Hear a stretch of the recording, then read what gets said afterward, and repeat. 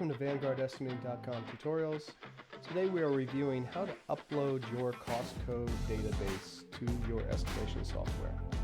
We're going to start here at the company information homepage. We're going to scroll down to your cost codes where we have this blank section here.